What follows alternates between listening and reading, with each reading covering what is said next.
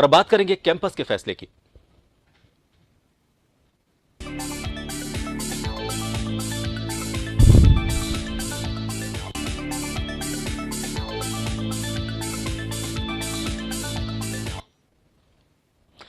Rajasthan university में छात्र संघ चुनाव का परिणाम सामने आ चुका है। अध्यक्ष पद पर एक बार फिर निर्दलीय प्रत्याशी निर्मल चौधरी ने जीत दर्ज की है।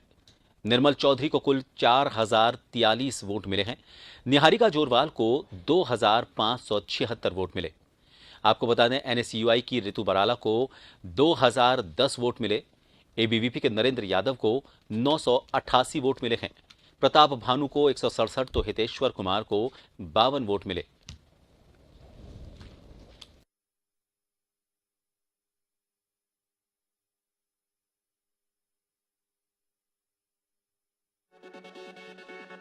मतदाता अनिल सेन इस वक्त फोन लाइन पर जुड़ गए हैं।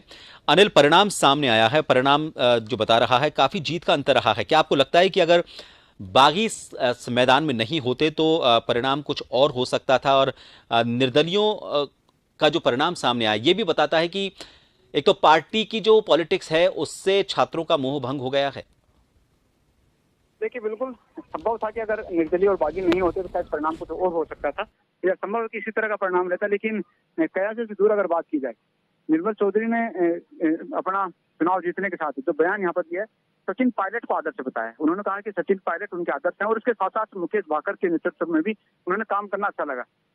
खासतौर से निर्मल चौधरी ने कहा कि संगठन के साथ में चुनाव नहीं लड़ना वहीं से उन्होंने सीखा है, क्योंकि संगठन में उन्होंने देखा कि सचिन पायलट ने काम किया लेकिन उनको तवज्जो नहीं मिली। तो ऐसे में निर्मल चौधरी ने कहा कि उन्होंने निर्दलीय तैयारी की, किसान आंदोलन के दौरान आवाज वहां पर बुलंद की थी और उसके बाद में सड़कों पर उतरे। कोरोना काल में जो था काफी मेहनत की, स्टूडेंट के साथ मिलकर सेवाएं वहां पर की, और अब जब छात्र संघ चुनाव हुए तो इस दौरान अपना भाग्य भी यहाँ पर आजमाया।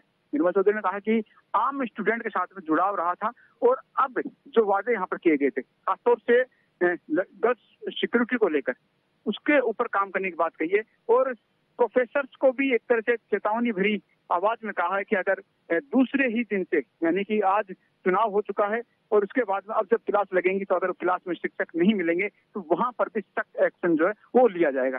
इस बीच निर्मल चौधरी ने जो लाठीचार्ज हुआ था और उस दौरान निर्मल चौधरी की बहन पर भी कहीं ना कहीं पुलिस की लाठियां पड़ी थी, तो इसका भी जवाब देने की बात चौधरी की ओर से कही गई और कहा है कि वो आंदोलन करेंगे, पुलिस प्रशासन के साथ आवाज बुलंद करेंगे और उसका भी हिसाब यहाँ पर लिया जाएगा।